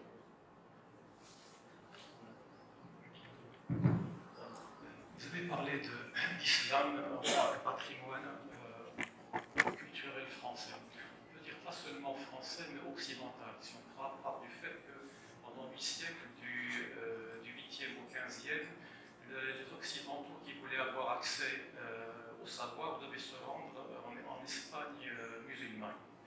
Et puis, à partir du XVIe siècle, il y a eu une chape de plomb, l'islam a disparu du tableau de bord occidental. Et comment se fait-il qu'au XIXe, soudainement, il y ait autant d'écrivains, de penseurs qui se soient manifestés? Vous avez cité Flaubert, Dumas, Hugo, il y a Dante, il y a Goethe et bien d'autres, et ça soit manifesté au même moment. Ça, c'est une première chose un point qui je n'explique pas. Et le deuxième, un autre point qui est surprenant, c'est qu'on parle non pas de civilisation occidentale ou française et musulmane, mais de civilisation judéo-chrétienne. Or, il n'y a pas de civilisation judaïque. Il y a eu à un moment donné un peuple dit juif, et d'autant qu'on parle de civilisation judéo-chrétienne, chez les juifs, Marie, donc la Vierge, Marie, mère du Christ, est considérée comme une prostituée. Voilà encore un paradoxe que je ne m'explique pas. Vous pouvez peut-être prendre 2 ou 3 questions derrière. Merci beaucoup pour la présentation, Bakr Al-Qadiri, pour ces activités qui reviennent. Derrière, c'était l'invitation de Ismaïl Alaoui, à laquelle j'avais assisté. J'ai 2 questions à poser ce soir. La première question concerne le fait que l'islam a été un peu victime. Comment ça? Eh bien, la Révolution française a pris son départ à cause des exagérations de l'Église. Et puis, quand ils ont voulu faire la Constitution française, ils ont dit la séparation de l'Église de la religion. Alors que je pense qu'ils devaient parler de la séparation de la politique de l'Église, et non pas la séparation de la politique et la religion, puisqu'elles ont subi des exagérations de la part de l'Église, et non pas l'islam. Deuxième question, je veux connaître votre point de vue en tant que Français.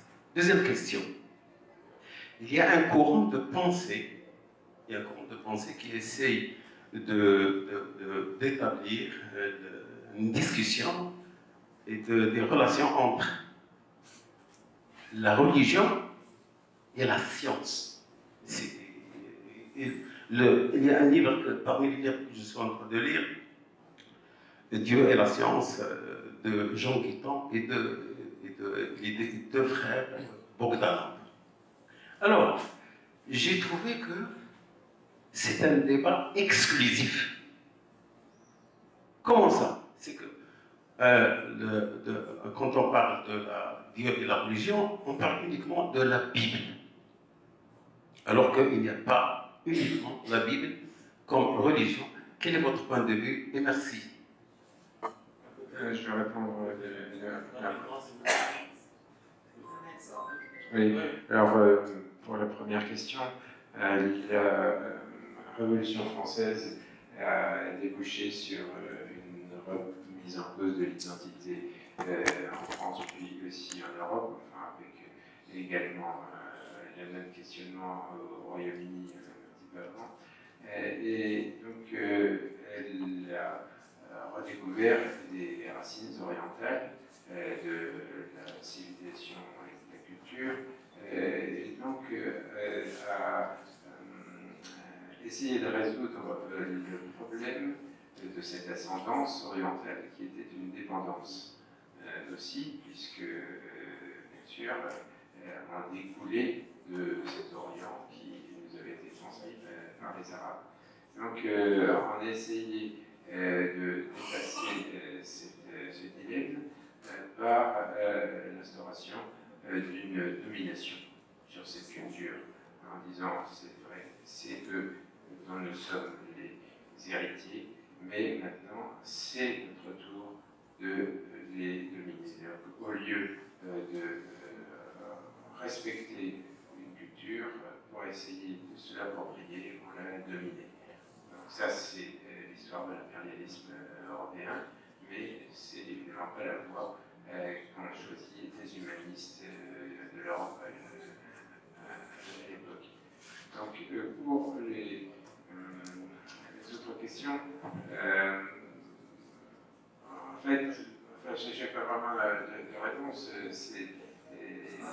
Bien sûr, la religion, c'est pas seulement une foi et une spiritualité, c'est aussi une culture et une histoire politique. Donc la séparation.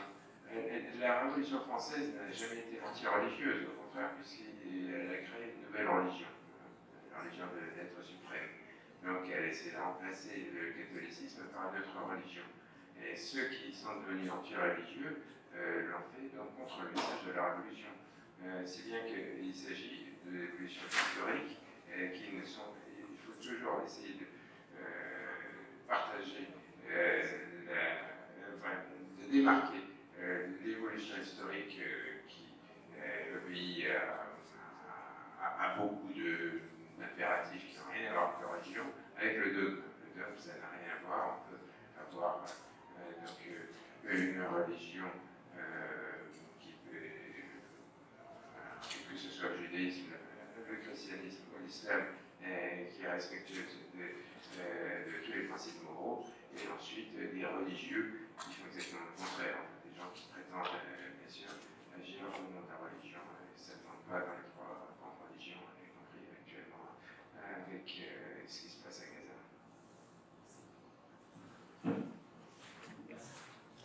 Monsieur Bidler, merci de votre visite à notre ville française. Aussi merci de nous présenter une part de la culture française, et surtout celle de Victor Hugo et sa relation avec la religion islamique. De cette fenêtre, est-ce qu'on peut vous poser la question, est-ce qu'on peut dire qu'il était un orientaliste sur place? Alors, monsieur Victor Hugo, est-ce que monsieur Victor Hugo était un orientaliste sur place? Alors, parce que d'où votre présentation de ce penseur, il paraît que ça a une relation, que ça indique un peu de l'orientaliste à sa place. Alors, oui, même s'il n'a pas se déplacé à l'Orient pour... Donc, tous les orientalistes n'ont pas fait le voyage en Orient. L'orientalisme, c'est une mode littéraire qui a duré près de 50 ans. Et Hugo a suivi le mouvement orientaliste, mais il n'a jamais été en Orient ni n'a essayé d'apprendre une langue orientale. Donc, pour lui, l'orientalisme était instrumental et non pas un but en soi.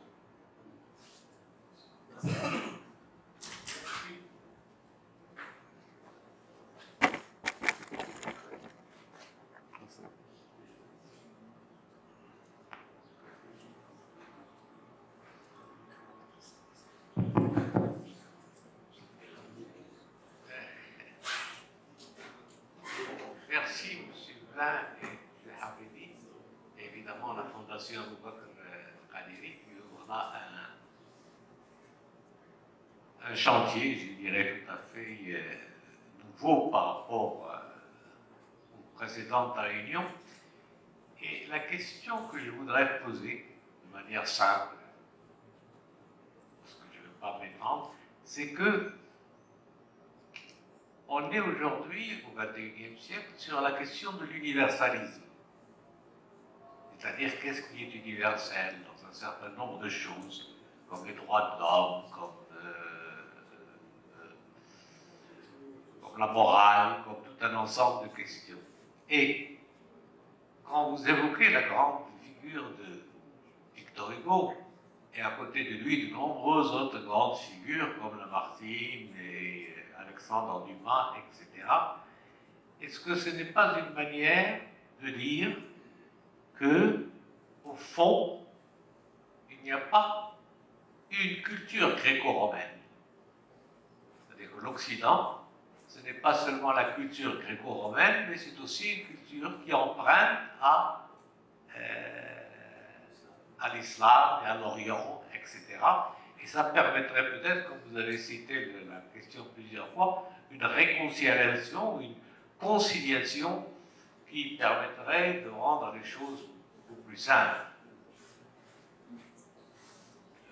Oui, bien sûr, la culture européenne, notamment française, est une culture arabo-musulmane, entre autres. Il suffit de voir le nombre de Français arabes, d'arabes français.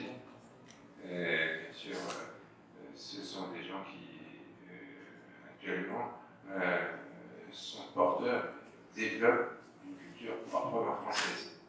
Ils sont arabes, ils sont musulmans, ils ne sont pas incompatibles. De toute façon, l'identité, par définition, est plurielle. Celui qui répond le mieux à l'humanisme, j'ai critiqué Victor Hugo, comme vous l'avez dit tout à l'heure, c'est pas lui le vrai humaniste en France. Celui qui a vraiment, parce que son humanisme était désincarné, et en fait il s'est arrêté aux frontières de son pays, en gros, de l'Europe peut-être. Donc celui qui a vraiment, après la Révolution française, également, transcrivant non pas seulement dans les idées, mais sur la pratique, c'est Lamartine, qui écrivait « Je suis de la couleur de ceux qu'on persécute ». Bonsoir, merci à la Fondation Qadiri pour cette belle rencontre que je fais avec les deux intervenants, que je remercie pour leur générosité, et puis aussi pour me faire découvrir, m'avoir fait découvrir ce Victor Hugo que j'ai connu à l'université dans mes études de langue et littérature française, à l'université marocaine, mais pas sous cet aspect-là.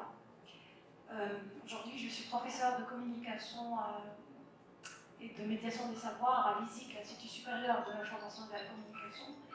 Et je donne des cours à des étudiants de master et on a dû étudier un reportage qui a été fait à la télévision française, notamment sur France 2, sur Victor Hugo qu'on avait qualifié de porc parce que vous avez vu la scène d'insultes qui ont eu lieu au Parlement français à cause de, vous avez évoqué les événements tragiques qui ont eu lieu en Palestine. Donc Victor Hugo a été remis sur le devant de la scène parce qu'il a été considéré comme étant un antisémite et comme étant un porc. Justement, il y a une illustration qu'on a vue qui a fait le tour des médias français de Victor Hugo avec sa tête et le corps de porc parce qu'il avait défendu Dreyfus. Donc, moi, je découvre Victor Hugo à l'islam et ça me ramène à poser cette question, justement votre objectif que vous avez annoncé, l'objectif de réconcilier la culture française avec cet islam qui fait partie de cette culture française et faire comprendre aux Français que l'islam est là, enfin, il est là comme le christianisme est là et comme d'autres religions sont là. Est-ce que ma question aux deux intervenants, enfin c'est pas une question, c'est une réflexion, est-ce que vous pensez que ce projet, celui de vouloir porter l'humanité à travers la culture et les religions, est-il possible aujourd'hui dans ces enjeux internationaux qui se posent aujourd'hui et avec tout ce qu'on est en train de voir comme guerre civilisationnelle, guerre de pensée, guerre idéologique, guerre... Enfin, vous l'avez dit, c'est un siècle très tourmenté, on est en train de vivre dans ce temps tourmenté. Est-ce que vous pensez que vos pensées, vos idées, aussi bonnes qu'elles soient, est-ce qu'elles ont lieu d'exister? Est-ce qu'elles pourraient continuer à exister, à défendre une humanité idéalisée comme on la pense maintenant? Voilà, c'est ça ma question. Merci. Merci beaucoup. Oui, je commencerai par la dernière. Il est passé à Laurent, normalement c'est où vous venez Laurent. Là, je dis Laurent.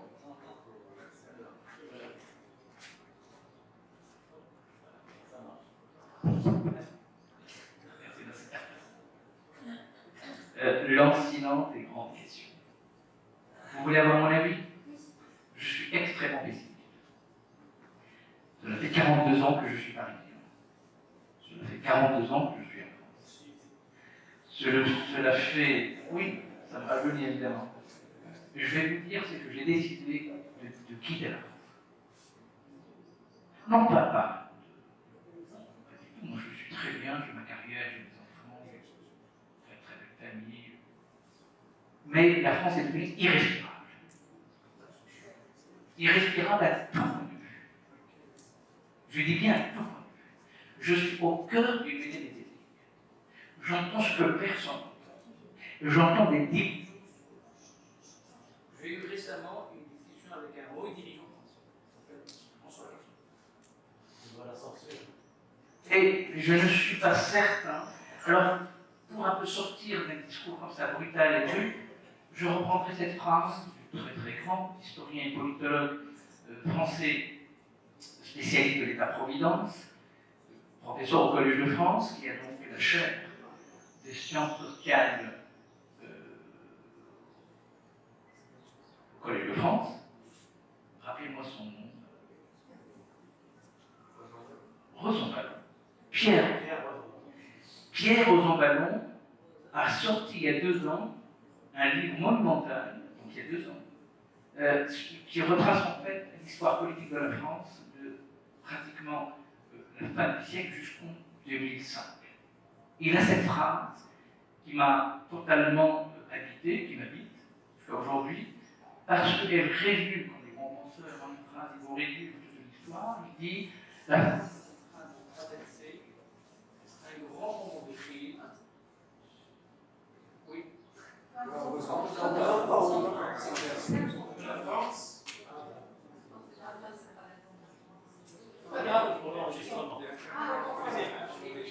Capricieux ce micro. Hein. Voilà. Alors, Pierre Rosanvallon écrit « La France est en train de traverser un grand moment de crise dans sa longue aventure universaliste. » Il ajoute « Je ne suis pas certain que cette crise sortira sans conséquence. » Autrement dit, ce qui est aujourd'hui en train de se jouer en France aujourd'hui, ce n'est pas seulement une extrême droite. Non, il y a un élément qui est en train de bouleverser tous les échiquiers, c'est la mondialisation, qui a complètement déplacé tous les bases. Il n'y a plus de frontières, il n'y a plus d'Orient, il n'y a plus d'Occident. Et nous sommes en train de voir que cette mondialisation est en train d'éclabousser tous les systèmes politiques. En Europe aujourd'hui, il y a une montée absolument exponentielle, non pas du racisme, non pas de la xénophobie, ça a toujours été. Et je dirais même, racisme et xénophobie, ce sont des attributs humains partout. Nous sommes tous racistes, entre guillemets, vis-à-vis de celui que...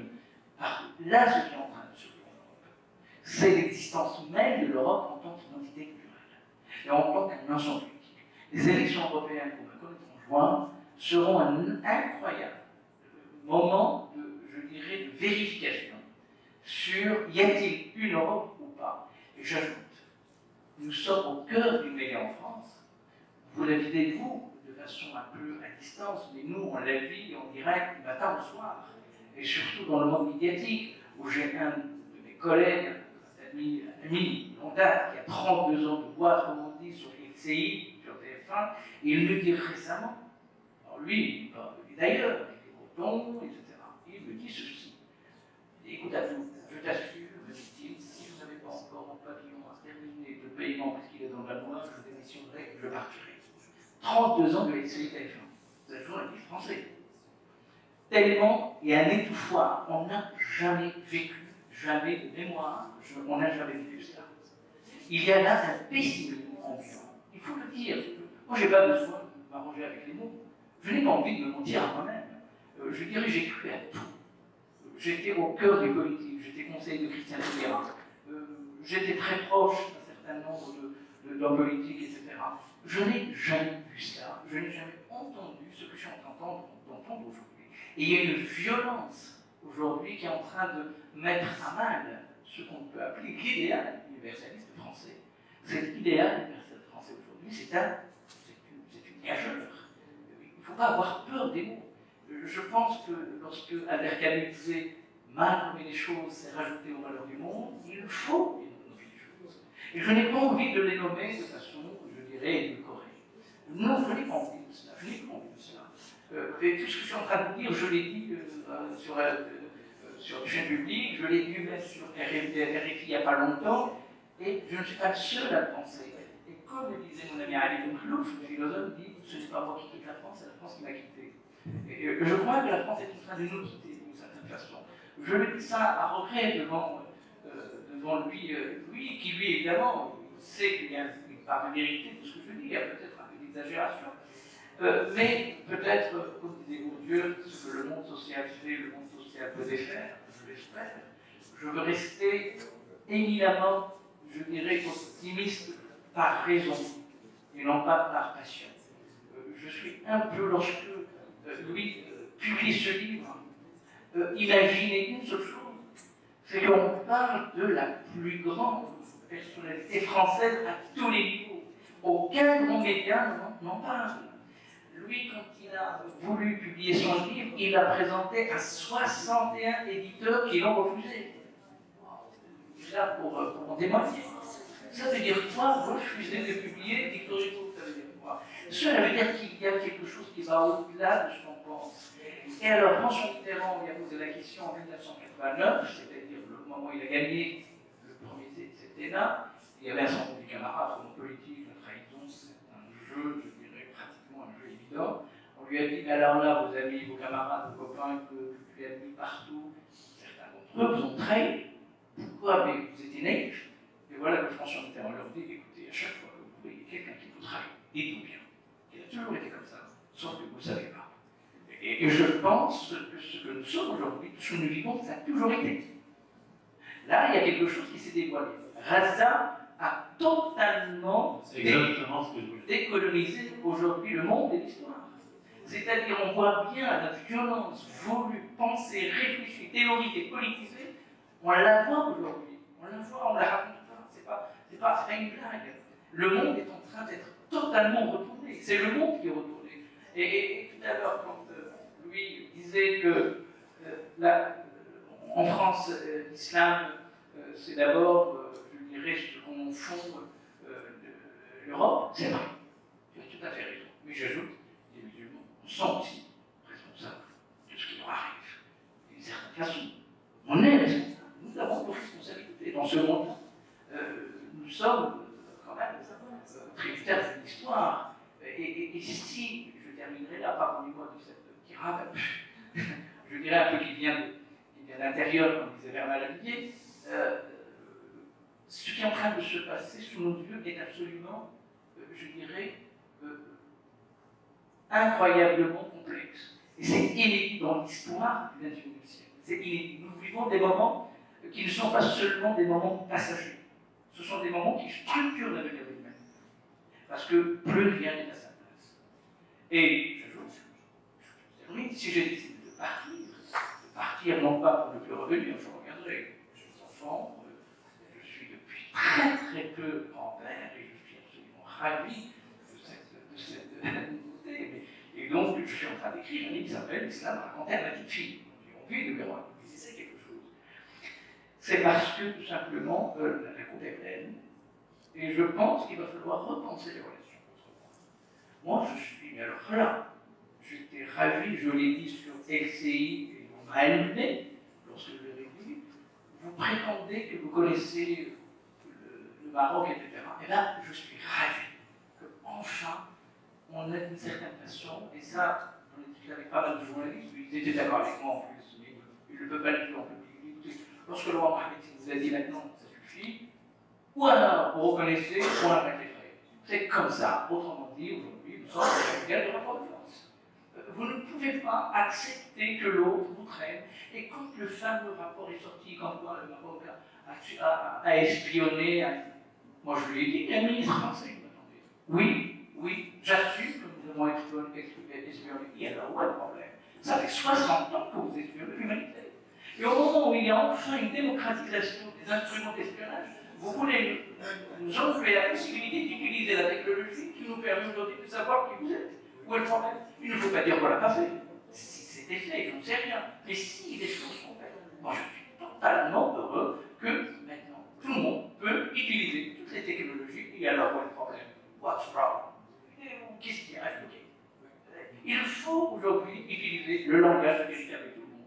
Et on voit bien que parfois ça paye. Il faut. Parce que maintenant, tout le monde, toute l'Europe est fragilisée, le monde est fragilisé, les États-Unis sont fragilisés. Et oui, et donc malheureusement, le modèle universaliste auquel j'ai cru, mais alors là, mon Dieu, non seulement j'ai cru, mais je l'ai vendu, hein, etc. Il s'avère tout simplement une problématique, c'est une problématique. Et je ne veux pas ce pays, la France, moi j'ai toujours dit que je suis français de tous les jours et marocain de toujours. Et je le resterai toujours. Mais je ne peux plus accepter une hypocrisie, disons, qui, au nom de l'universel, veut tout simplement partir encore dans un énième de la domination au nom de Dieu, etc. Il n'y a pas d'idéal européen. Il y a aujourd'hui une espèce de cynisme mondialisé. Il faut rentrer dans le jeu, se battre. Je crois que c'est une question de bataille. Une dernière réaction rapidement.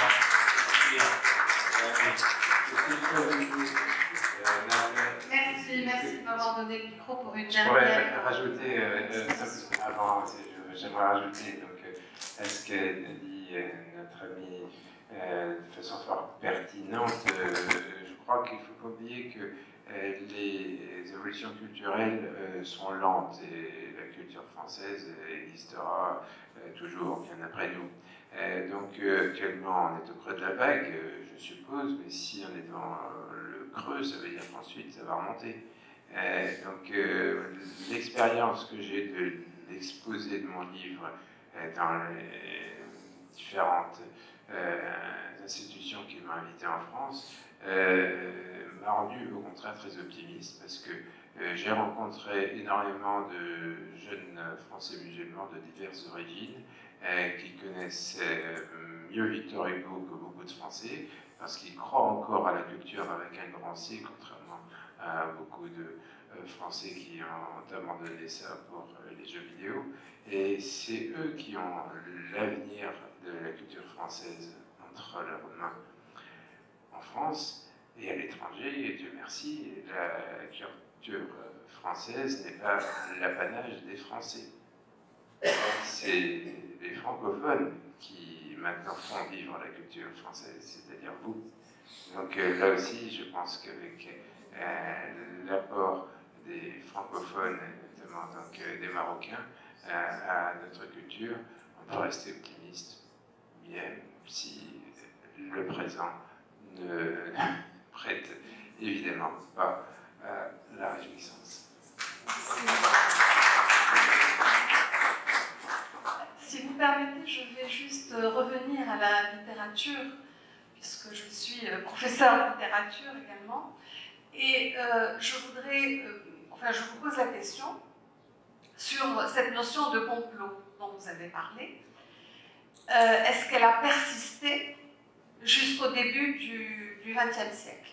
Parce que lorsque vous lisez un écrivain comme Henri Bosco, notamment dans le mathéotime, on voit cette influence de René Guénon, qui lui était musulman, et où il parle de la croix, et René Guénon, dans un de ses livres, parle du symbolisme de la croix, qui n'est pas uniquement un symbole uniquement chrétien. Puisque vous avez dans la croix l'axe vertical qui représente les degrés de la hiérarchie, qui est stable, c'est le maqam, on appelle ça le maqam dans le soufisme, et vous avez l'exaltation dans l'axe horizontal et qui représente le hal. Le maqam est fixe, mais le hal, il dépend du temps. Donc cette influence de René Guénon chez Henri Bosco, je me demande, est-ce qu'un jour on va peut-être révéler un côté caché aussi chez Henri Bosco. Merci beaucoup. Je crois que c'est à vous. Moi, j'ai essayé, j'ai fait mon petit bout de chemin, mais maintenant, il faut relire tout ça avec un œil nouveau. Moi, évidemment, quand j'ai commencé Victor Hugo, je n'y connaissais rien. Il suffit de se poser des bonnes questions pour ensuite apporter des bonnes réponses. Par exemple, j'ai découvert avec un étonnement extraordinaire, puisque j'ai toujours adoré Jules Verne depuis que je suis petit, que Jules Verne avait composé un poème extraordinaire appelé Allah. Henri Bosco, mais il y en a beaucoup d'autres, hein, bien sûr, Arthur Rimbaud, Condorcet, de toute façon, qu'on le veuille ou non, l'islam est là. Merci beaucoup, merci.